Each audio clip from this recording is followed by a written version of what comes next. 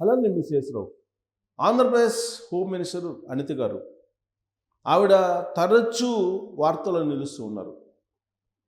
ఈ మధ్యకాలంలో ఆవిడ చేసినటువంటి కామెంట్స్ చర్చనీయాంశం అయ్యాయి. తాజాగా విశాఖలో మహిళా రక్షణకు కలిసికట్టుగా అనేటువంటి కార్యక్రమంలో పాల్గొన్నారు ఆవిడ.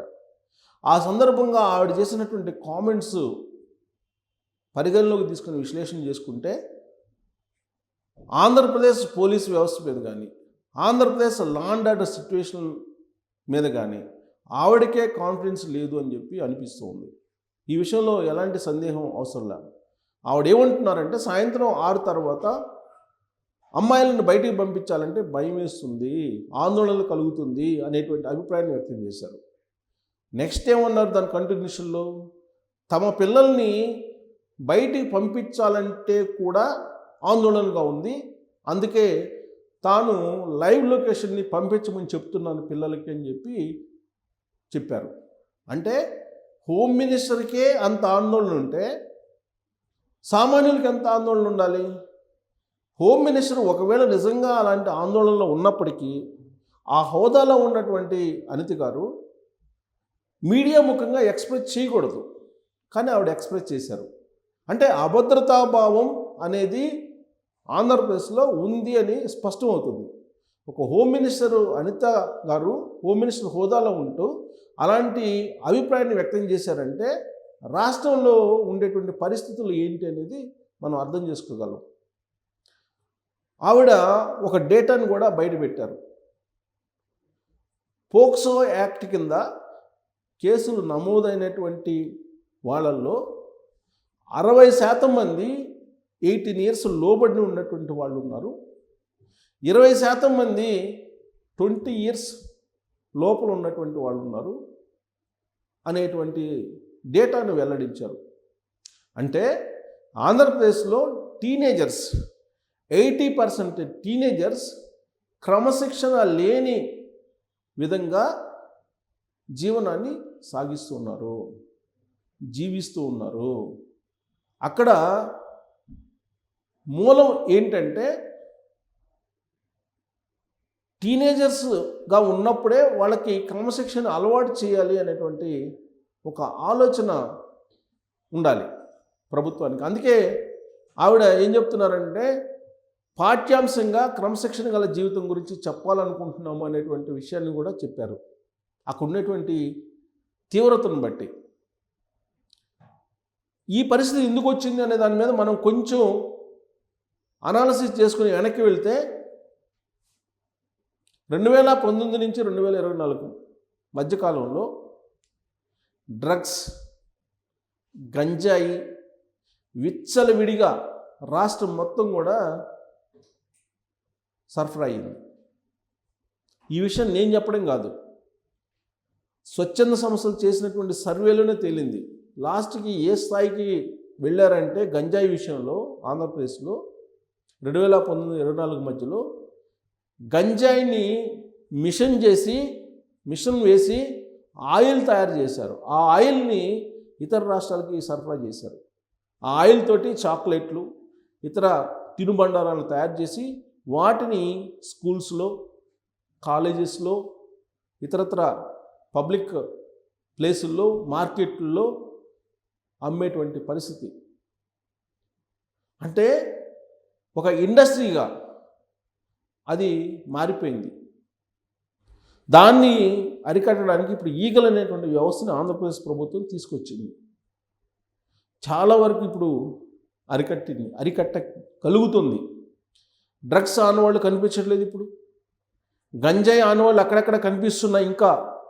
బట్ డ్రగ్స్, గంజాయి రహిత ఆంధ్రప్రదేశ్గా చూడాలి అనేది చంద్రబాబు గారి యొక్క లక్ష్యం. అందుకే ఈగల్ అనేటువంటి వ్యవస్థను ఏర్పాటు చేసి ఎప్పటికప్పుడు మారుమూల గ్రామాల్లో కూడా అన్వేషిస్తూ ఉన్నారు. ఎవరు గంజాయిని సరఫరా చేస్తున్నారు, సప్లై ఎవరు చేస్తున్నారు, ఎక్కడి నుంచి వస్తుంది, దీని మీద నిరంతరం నిఘా పెట్టారు. ఇంత పగడ్బందీగా, ఇంత సీరియస్గా ఒక విభాగాన్ని ఏర్పాటు చేయాల్సిన పరిస్థితి ఎందుకు వచ్చింది అని అంటే అనిత గారు చెప్పినటువంటి డేటానే. 80% మంది టీనేజర్స్ ఉన్నారు పోక్సో యాక్ట్ కింద కేసులు నమోదైనటువంటి జాబితాలు అని చెప్పి చెప్తున్నారని అంటే గంజాయికి అలవాటు పడి టీనేజర్స్ వాళ్ళు ఏం చేస్తున్నారో ఎలా ఉండాలో అర్థం కానటువంటి స్థితికి వెళ్ళిపోయారు. దానికి కారణం గత ప్రభుత్వం తాలూకు విధానాలు అనేటువంటి విషయాన్ని ఇప్పుడున్నటువంటి ప్రభుత్వం చెప్తోంది. అందుకే హోంమంత్రి అనిత గారు హోంమంత్రి హోదాలో ఉన్నప్పటికీ కూడా అక్కడున్నటువంటి పరిస్థితిని తెలియజేయడానికి తన ఆందోళనని వ్యక్తం చేశారు. కానీ ఇంకో కోణంలో ఆలోచిస్తే హోంమంత్రిగా ఉన్నటువంటి అనిత గారే ఆ విధంగా చెప్తున్నారని అంటే ఆంధ్రప్రదేశ్లో పేరెంట్స్ ఎంత ఆందోళనకు ఎంత భయపడుతున్నారో అనే దానికి నిదర్శనంగా కనిపిస్తుంది. 6 గంటల తర్వాత ఆడపిల్లలు బయటికి పోయేటువంటి పరిస్థితి లేదు అని అంటే ఏ స్థాయిలో అక్కడ ఉండేటువంటి యూత్ మెజారిటీ పక్కదోవ పట్టింది అని అంచనా వేసుకోవచ్చు. ఇక అనిత గారు చేసినటువంటి కామెంట్స్ ఒక్కసారి గతంలో కూడా వివాదాస్పదమయ్యాయి. వాటిని రివ్యూ చేసుకుంటే ఆవిడ హోంశాఖ మంత్రిగా ఉన్నప్పటికి కూడా సరైనటువంటి విధంగా యాక్ట్ చేయట్లేదని చెప్పి పవన్ కళ్యాణ్ గారు కామెంట్లు చేశారు.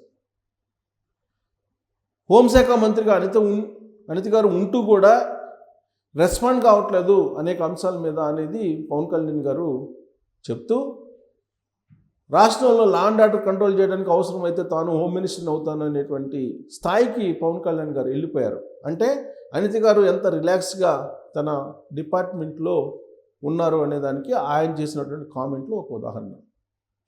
ఇక గోవులు తాజాగా జరిగినటువంటిది తిరుమల గోశాలకు సంబంధించి 100 గోవులు చనిపోయాయని చెప్పేసి కరుణాకర్ రెడ్డి గారు ప్రెస్ మీట్ పెట్టారు. మరి నిజంగా చనిపోయా లేదా అని తెలుసుకోవాలి కదా, దాని మీద రెస్పాండ్ కావాలి కదా. అది దేవాదాయ శాఖ పరిధిలో ఉన్నప్పటికీ కూడా అసలు అది క్రైమ్ కింద వస్తుంది. మరి దాని మీద రెస్పాండ్ కావాలి కదా. జనరల్గా మినిస్టర్ కాకముందు చాలా యాక్టివ్గా ఉండేవాళ్ళు మహిళా అధ్యక్షురాలుగా అనిత గారు. ఎప్పుడైతే మినిస్టర్ అయ్యారో మినిస్టర్ అయిన తర్వాత ఆవిడ కొంచెం స్పీడ్ తగ్గించారు.